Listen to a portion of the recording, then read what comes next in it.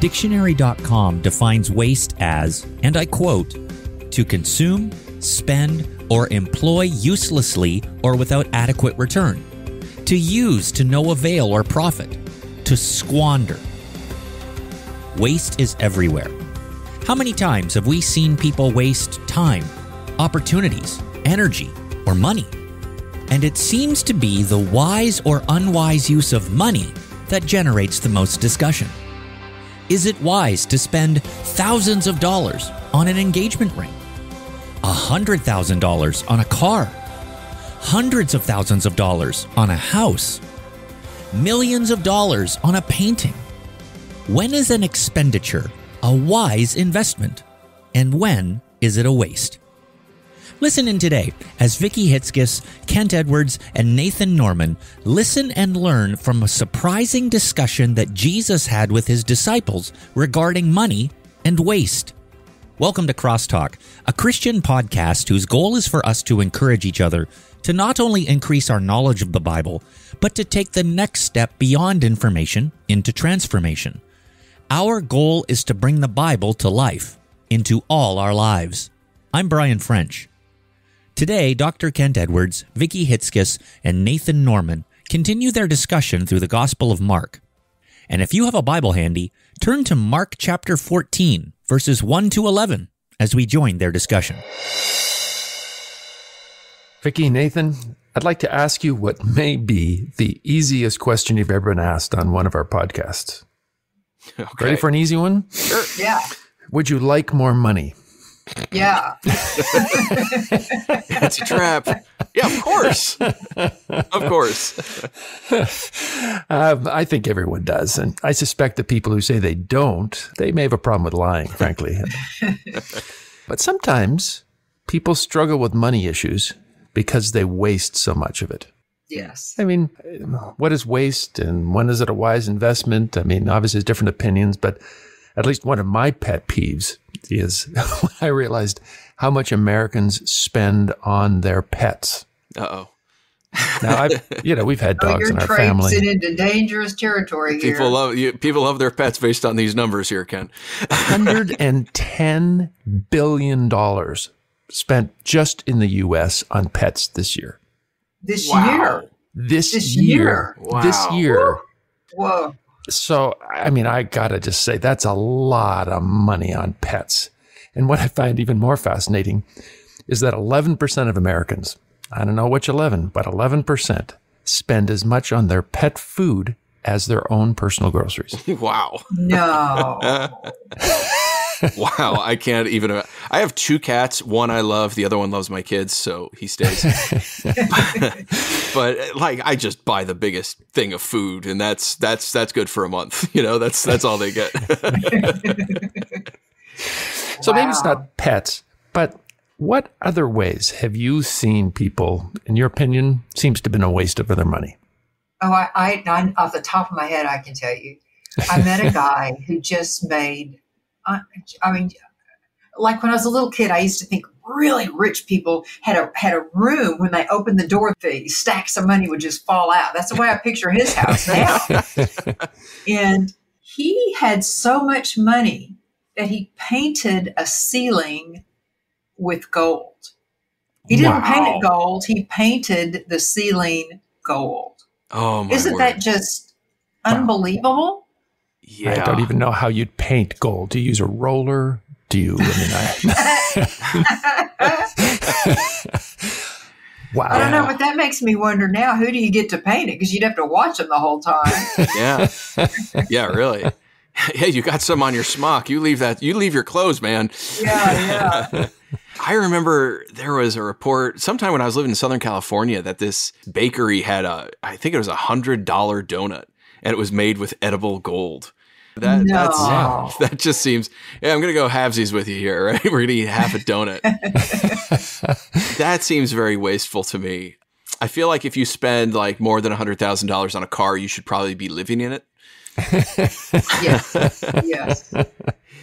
Well, let me ask you another question, and maybe this is getting me back into dangerous territory, but how much is too much to spend on perfume?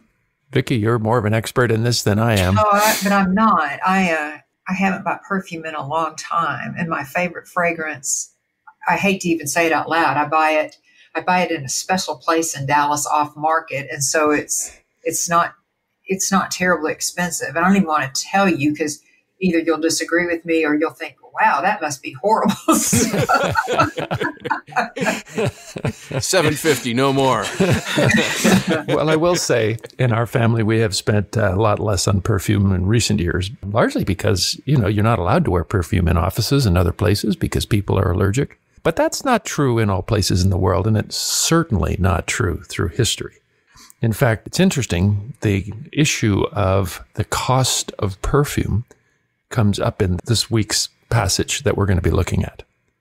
In fact, in Mark chapter 14, there's a very, very vibrant discussion of that. In fact, maybe you would read those verses for us, Vicki, starting in verse 3 of Mark chapter 14. You bet. While he was in Bethany, reclining at the table in the home of Simon the leper, a woman came with an alabaster jar of very expensive perfume made of pure nard. She broke the jar and poured the perfume on his head. And the he, of course, is Jesus. Yeah. Right.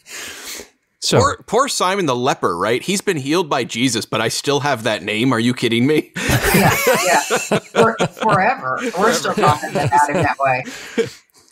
So has anything like that ever happened at any one of the dinner parties you've been at through the years?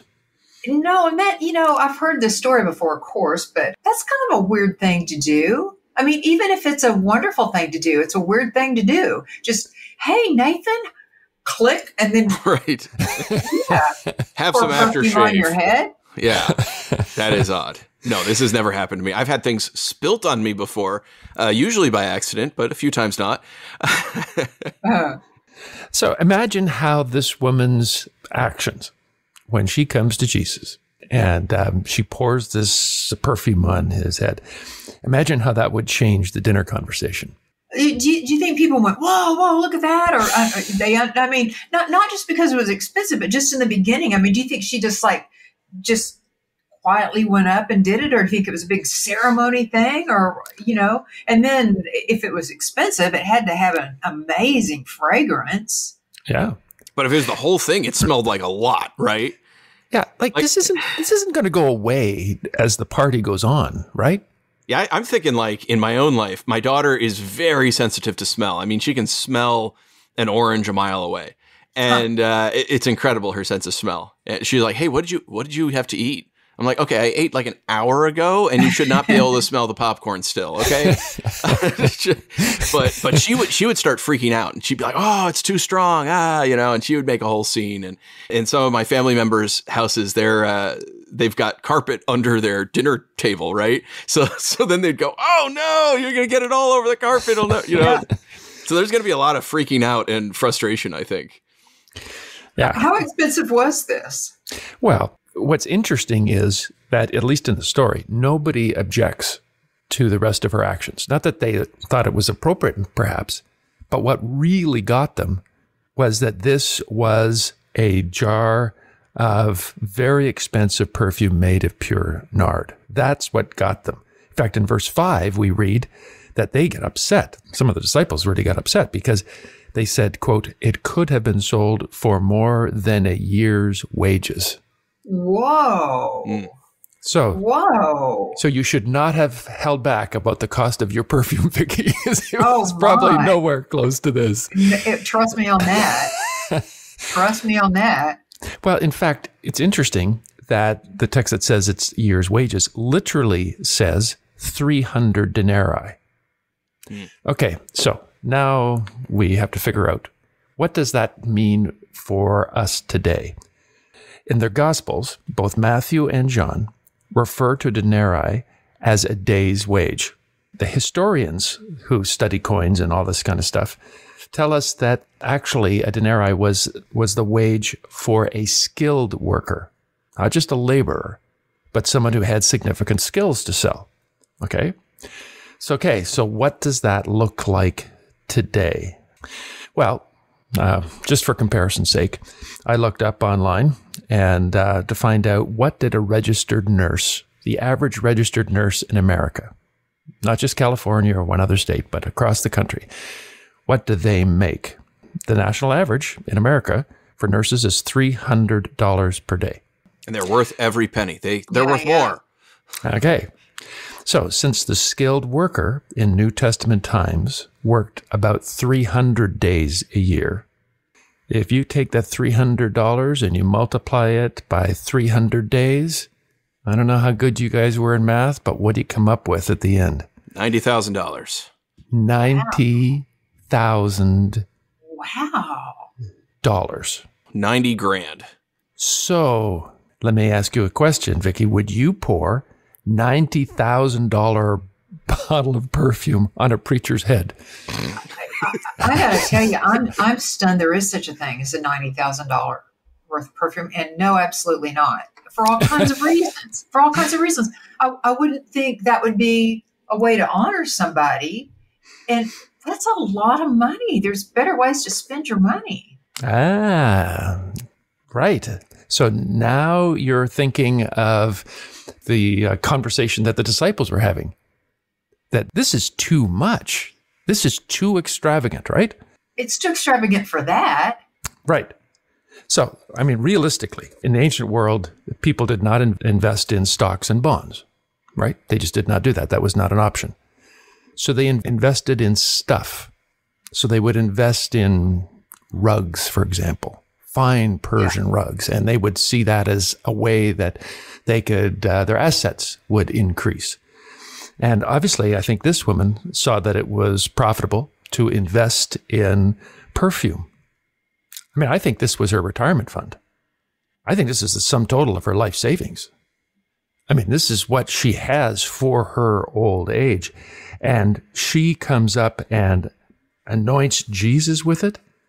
I mean, no wonder her actions dominated the dinner conversation.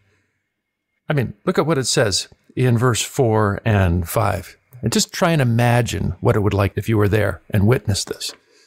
Nathan, you want to read that for us?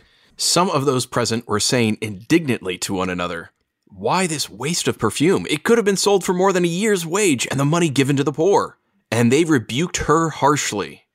Yeah. Jesus isn't worth it. Come on. Well, see, now that's inappropriate too. That's one of those inside voices conversations you should have. And the lady's standing right there and they're saying, "Oh, you shouldn't have done that." Now that's inappropriate. You can think that, but you shouldn't say that. So the question comes to my mind is, why would this woman make such a costly gesture?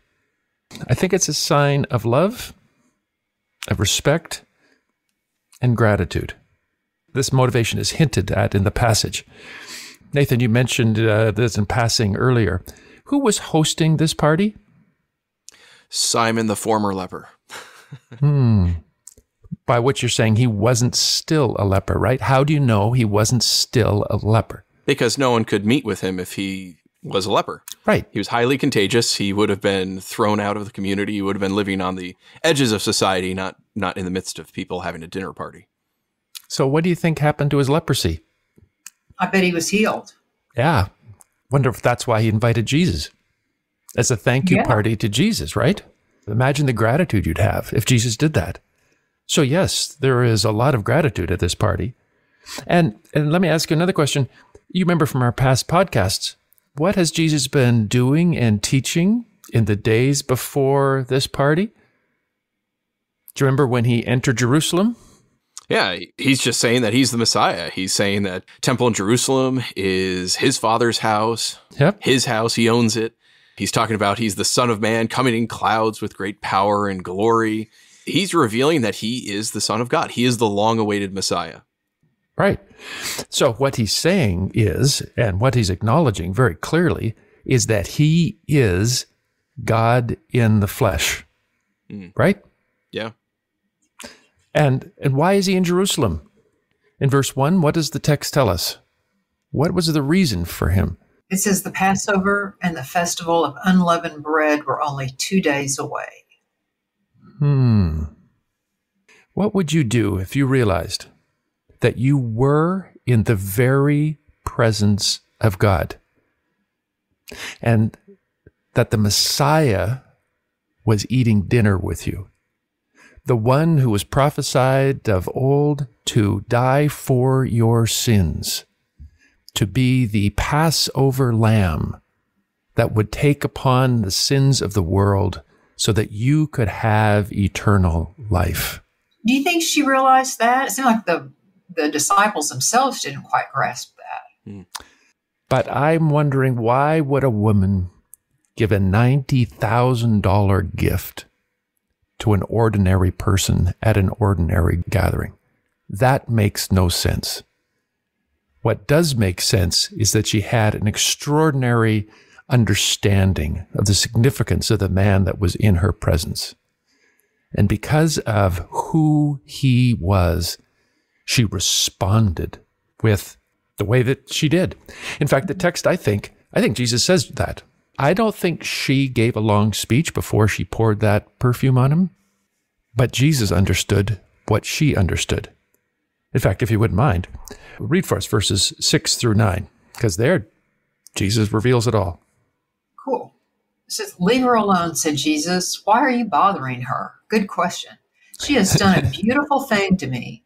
The poor you will always have here with you, and you can help them anytime you want. But you will not always have me. She did what she could. She poured perfume on my body beforehand to prepare for my burial. Truly, I tell you, wherever the gospel is preached throughout the world, what she has done will also be told in memory of her." This woman got it.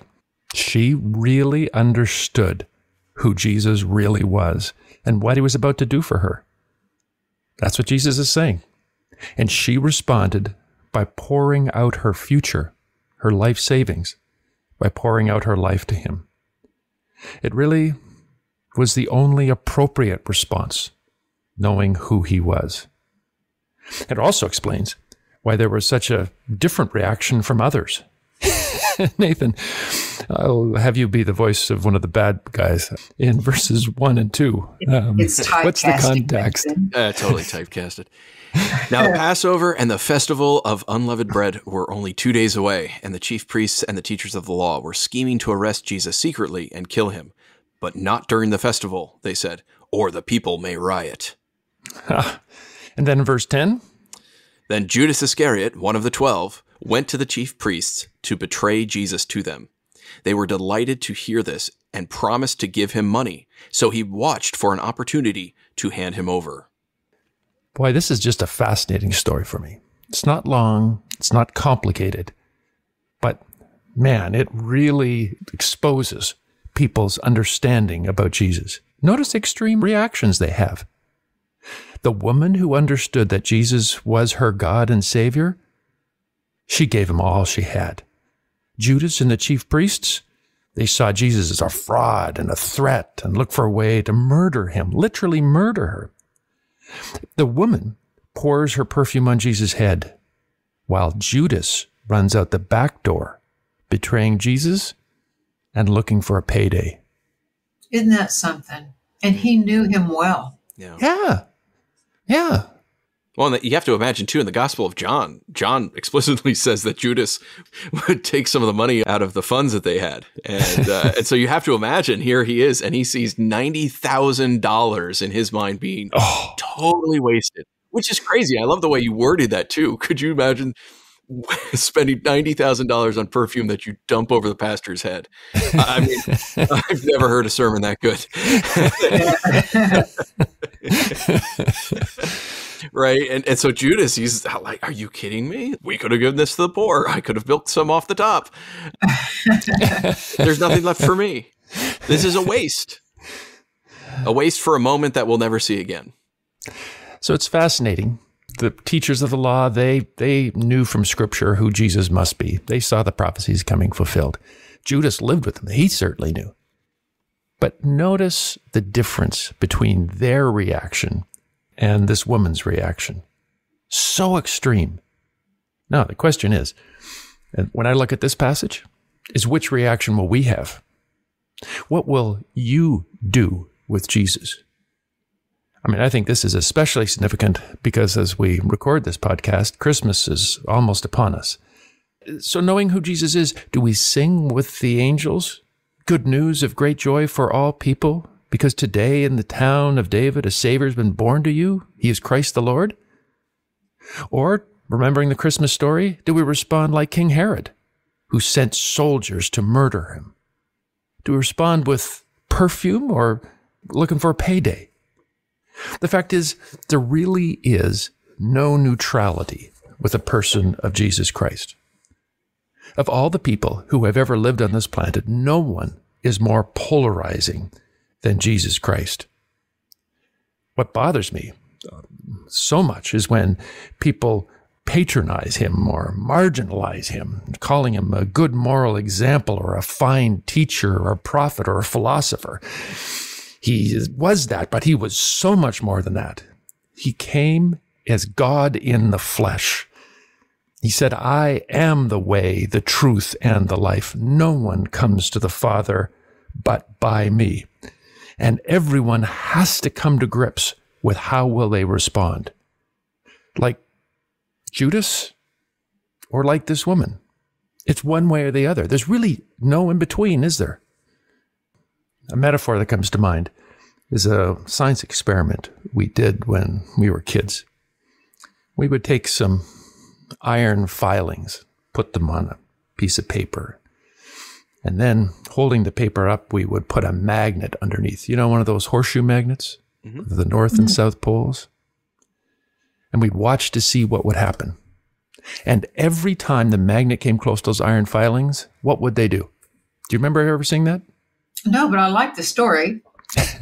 Would they go left or would they go right? North, south? They would stand at attention and go to either one, but they would not stay still. Welcome to the arrival of Jesus Christ. He is the polarizer. You can love him, you can hate him, but you cannot marginalize him. Here at this dinner party, we see the only two options available to him. And the question this Christmas is, how will you respond? Will you pour out your life as perfume? Or will you try to sell him out for profit? I think Isaac Watts described the reaction of this woman, the reaction of all who understand who Jesus is. Would you mind reading us his famous words in that hymn that he wrote? When I survey the wondrous cross on which the Prince of Glory died, my richest gain I count but loss, and pour contempt on all my pride.